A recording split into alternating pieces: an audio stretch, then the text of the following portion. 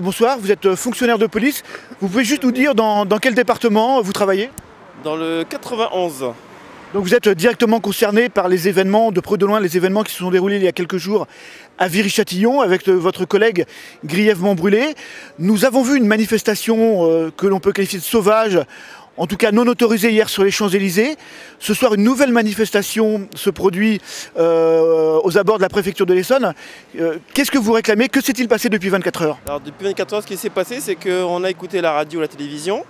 Et on pensait trouver, en tout cas sur les ondes ou sur les radios, un message d'apaisement de nos dirigeants politiques et de notre hiérarchie. Et au final, il s'est avéré qu'on a reçu plus des menaces. Donc on menace les collègues de sanctions administratives. Voilà. Donc nous au départ, ce n'était pas forcément une manifestation, c'est juste une démonstration de soutien à notre collègue, tout simplement, ni plus ni moins. Voilà, puisqu'on est venu tranquillement, on s'est mis devant l'hôpital, on a chanté la Marseillaise, voilà, et c'est tout. Donc nous en fait ça s'arrêtait là. Et là ce soir en fait on a l'impression qu'on va nous réprimander comme des vilains méchants. Voilà. Et surtout le message qui n'est pas passé, c'est que nous on dit que notre action est intolérable et inacceptable. Et par contre, pour les jeunes qui ont voulu assassiner notre collègue, on dit d'eux qu'ils sont juste des petits sauvageons. Donc on pense que le discours est inapproprié et donc pour ce fait, les collègues sont assez remontés. Voilà. Au quotidien, on prend des risques et pour au final avoir aucune considération. Voilà, donc aujourd'hui c'est vraiment pour voir ce qui se passe, d'autant plus que là il y a une grande réunion et on attend de... Avec qui la réunion? Le DGPN est là? Voilà, tout à fait, avec monsieur Falcon, voilà, qui reçoit les syndicats et les fonctionnaires et on attend de voir ce qu'il en ressortira. Voilà, donc c'est vraiment... on veut aller à la source de l'information. Voilà, pour qu'elle ne soit pas diluée ou erronée comme c'est souvent le cas. Donc là pour l'instant on attend ce qui s'est dit, tout simplement. Alors nous sommes d'accord, cette manifestation ce soir a lieu en dehors de tout cadre syndical. On n'a eu aucune directive, donc là on est venu spontanément, comme je vous l'ai dit tout à l'heure, pour voir de quoi il en retourne et savoir ce que l'administration compte faire pour que demain nous puissions travailler en sécurité et qu'on puisse travailler tout simplement. Nous, tout ce qu'on demande, c'est de travailler en sécurité, qu'on nous donne les moyens. Et quels moyens justement pour travailler en sécurité dans les lieux dangereux comme la Grande Borne à Grigny? Des moyens humains, des moyens matériels et surtout une réponse de la magistrature, voilà, tout simplement. Parce que quand vous avez des gens qui sont interpellés, qu'on retrouve très rapidement dehors, qui n'ont aucune sanction, ou alors des sanctions qui vont tomber peut-être 2 ans ou 3 ans après, le problème c'est que nous on les retrouve dès le lendemain et c'est les insultes, les menaces et à chaque fois on constate que la violence monte d'un cran et d'un cran. Et là aujourd'hui on pense qu'on a atteint l'inacceptable, tout simplement. Comment vous analysez ce manque de suivi de la justice?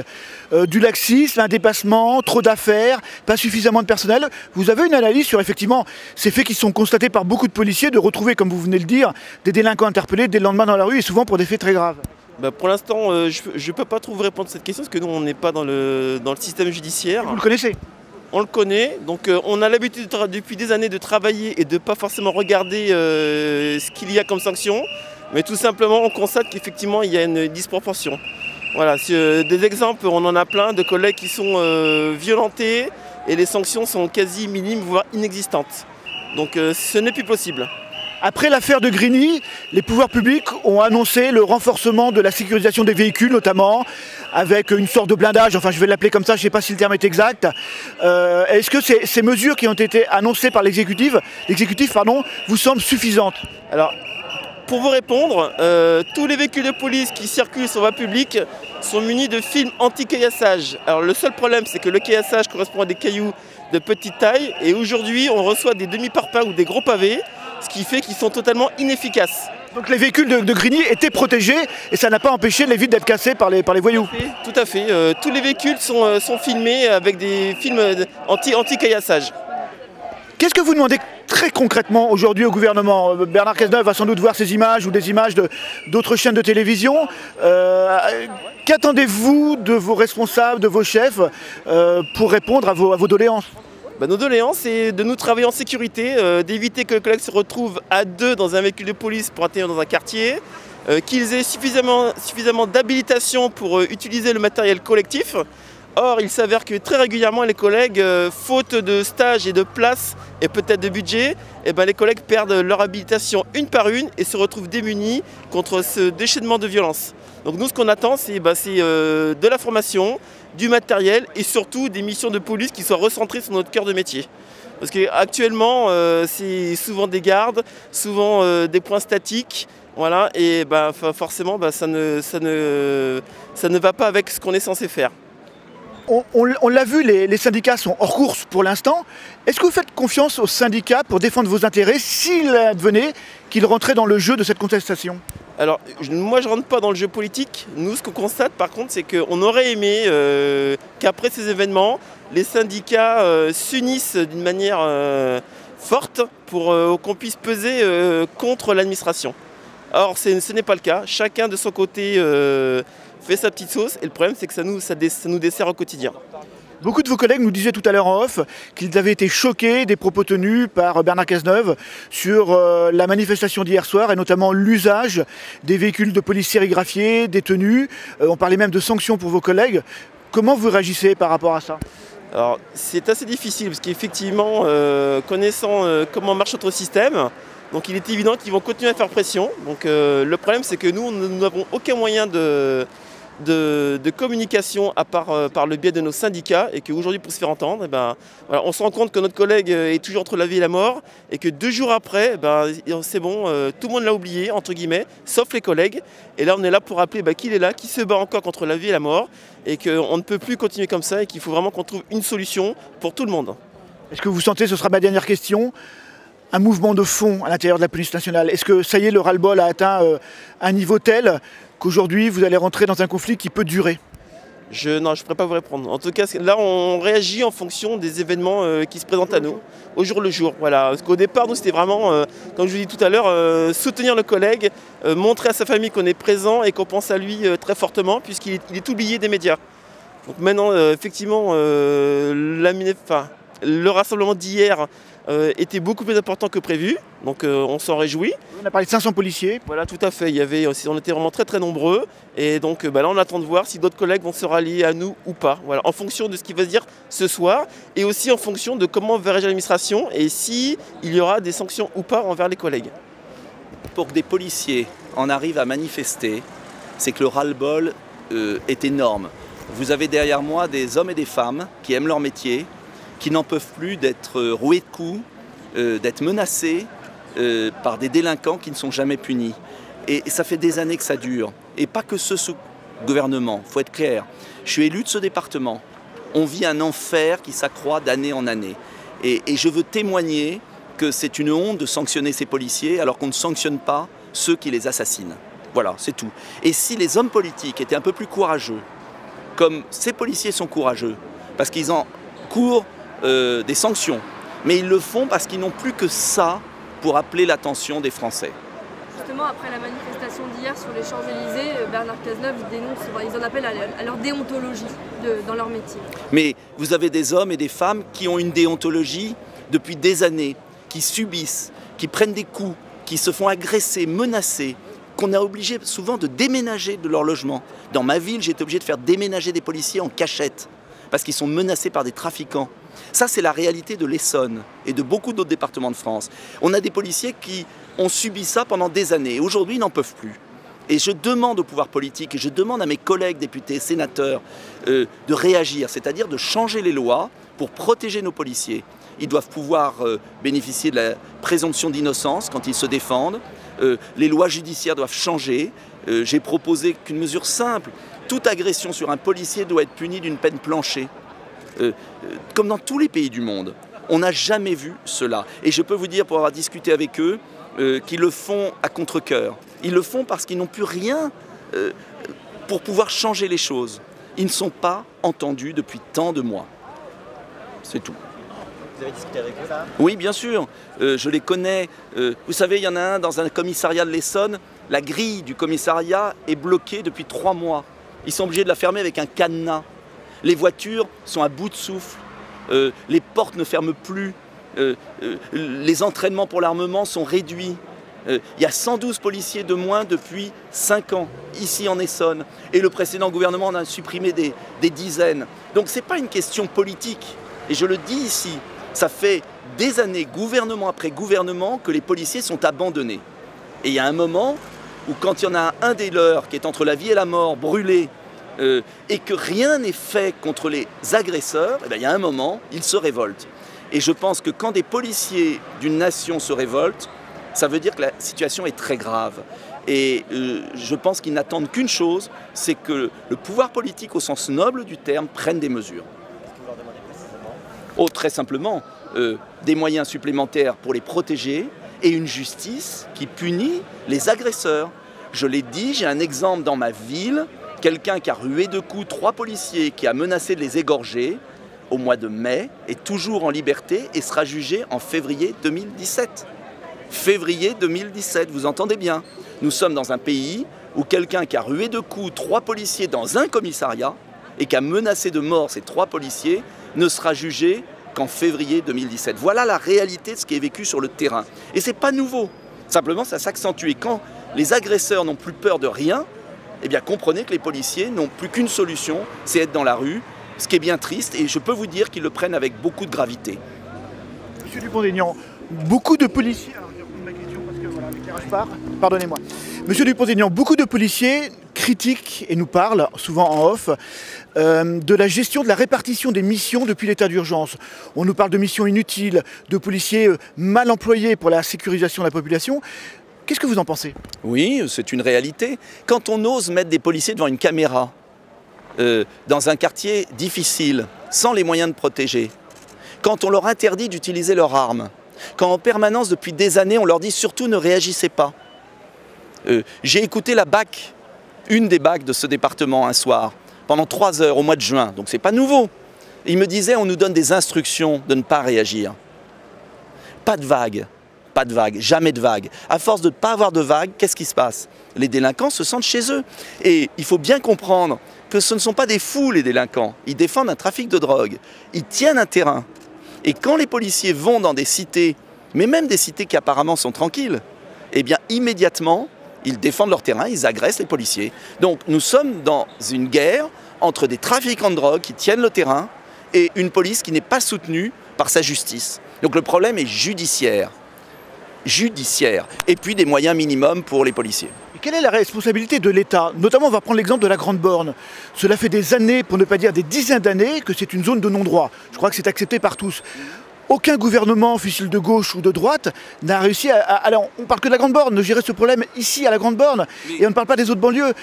Le problème est-il uniquement politique ou ailleurs? Le problème est judiciaire. Vous allez en Angleterre, vous allez... Manque de moyens la justice? Non, pas un manque de moyens, des lois qui ont été votées par les parlementaires. On accuse les magistrats, il y a des magistrats laxistes, c'est vrai, mais dans l'ensemble, ils appliquent des lois. Ces lois, elles ont été votées, c'est la loi Dati, sous Sarkozy, c'est la loi Taubira, qui fait que peine alternative pour des peines de prison graves.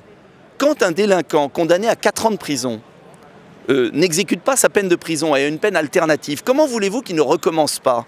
Il se sent intouchable. En fait, ils se sentent intouchables. Et les policiers n'en peuvent plus de cette situation. C'est ça qu'il faut comprendre. C'est les parlementaires, de droite comme de gauche, qui ont souvent voté des lois qui sont très laxistes. Et les magistrats appliquent ces lois. Et il y a un moment, souvenons-vous ce qui s'est passé à New York, tolérance zéro. Il faut qu'à chaque délit grave contre un policier, il y ait une réponse pénale immédiate. Tant qu'on n'aura pas ça, les voyous se sentiront au-dessus de tout.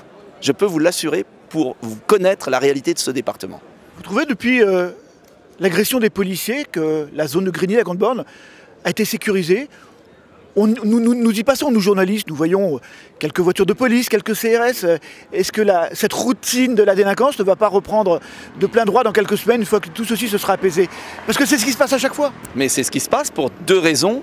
D'abord qu'on ne démantèle pas le trafic de drogue, qui est à la cause de la guerre des territoires qu'il y a, que ce soit à Marseille, que ce soit en Essonne. Le trafic de drogue tient nos quartiers. Et que dès que la police avance, si on ne démantèle pas les trafics en amont, ça ne pourra pas marcher. Mais pour ça, il faut des moyens d'enquête et de peine beaucoup plus importants. Et puis l'autre côté, c'est qu'en France, vous pouvez agresser un policier, un pompier, un gendarme, et vous n'avez pas de la certitude d'avoir une peine forte. Vous n'avez ça dans aucun pays au monde. Je pèse mes mots. Il n'y a pas un pays au monde où un policier qui est agressé ne voit pas son agresseur en prison. C'est la réalité du pays aujourd'hui. Eh bien, on le paye très cher maintenant. Beaucoup de personnalités politiques, et ce sera ma dernière question, critiquent la présidence de Nicolas Sarkozy qui a supprimé de très nombreux postes de policiers en France.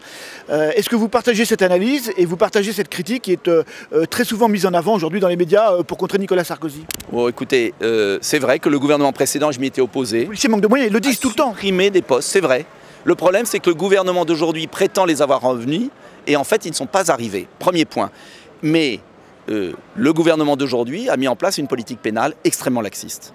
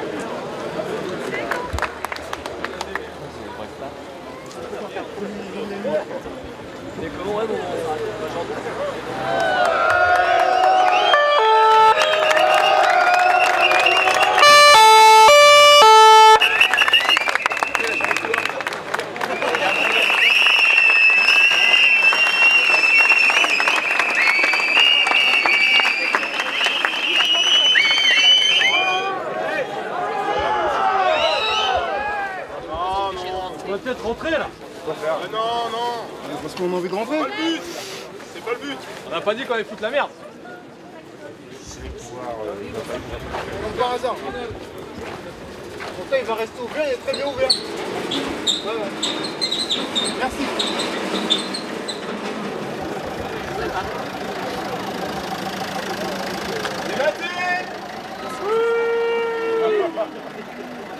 Monsieur Rosier, pourriez-vous vous pousser, s'il vous plaît? On vous a entendu, hein? C'était le but, patron.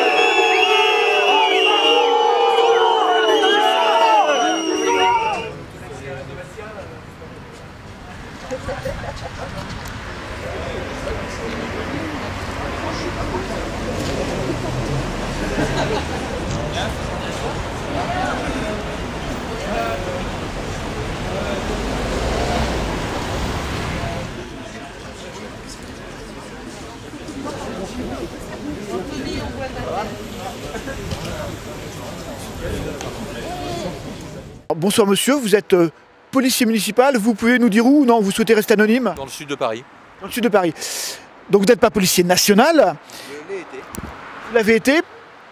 Pourquoi êtes-vous venu aujourd'hui devant l'hôpital Saint-Louis, il est quand même 2 h du matin, avec vos collègues policiers nationaux qui sont derrière vous? Alors j'étais à une réunion privée, j'ai vu sur les réseaux sociaux qu'il y avait un rassemblement à Saint-Louis pour soutenir notre collègue Vincent.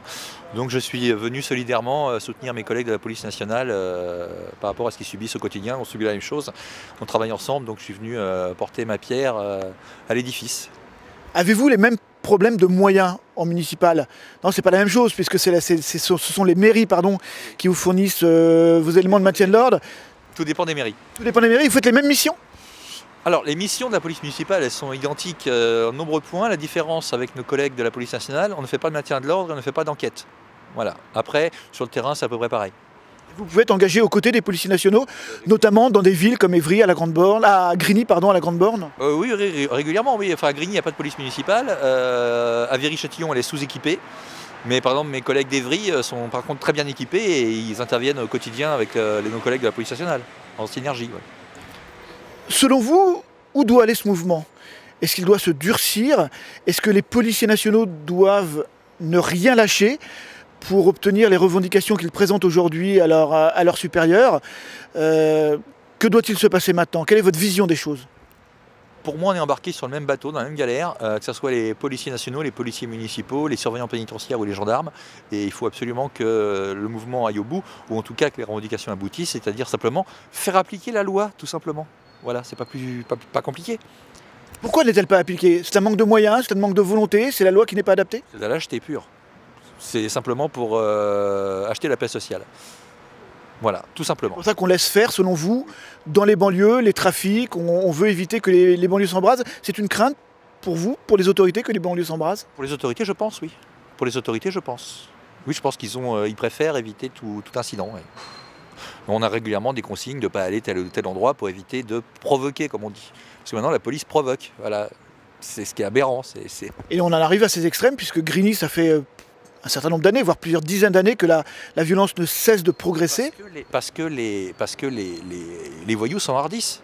Parce que voyant qu'en face, il n'y a pas de réponse, c'est ce que j'ai votre confrère tout à l'heure. Ce sont des prédateurs. Les prédateurs s'attaquent toujours à la bête malade ou à la bête faible. Ils considèrent maintenant les forces de police comme des victimes potentielles parce qu'ils sont faibles, parce qu'ils savent pertinemment qu'il n'y aura pas de réponse. C'est tout simplement ça. Vous trouvez les propos du ministre de l'Intérieur, Bernard Cazeneuve, qui a qualifié de sauvageons les individus qui ont agressé les policiers à Évry, vous trouvez ces propos de bon aloi? Maladroit. C'est un terme qui avait été employé à l'époque par M. Chevènement, pour les plus anciens, on s'en rappelle, dans les années 90, il qualifiait les voyous de sauvageons, ça nous a fait rire. Bon, M. Cazeneuve l'a repris certainement, à mon avis c'est un lapsus. C'est un mot malheureux en tout cas, oui. Il serait bien qu'il s'en excuse. Le mouvement, à mon avis, est assez spontané, mais il n'est pas dirigé spécialement contre M. Cazeneuve, il est dirigé contre un ensemble de dérives qu'on voit depuis des années. Hein. Oui, les policiers réclament des moyens avant toute chose, avant même la tête des politiques. Oui. Du soutien. Si demain vous laissez faire la police, ça sera vite réglé. Hein. Mais il faudra, voilà, il faut simplement oser le faire. Est-ce que vous souhaiteriez voir plus de policiers municipaux se joindre aux côtés des policiers nationaux lors des manifestations pour appuyer ce mouvement? Oui, et inversement. Je pense que de toute façon, tous les corps confondus, on subit la même chose. Et je pense qu'on est habillés de la même couleur, on est dans le même bateau.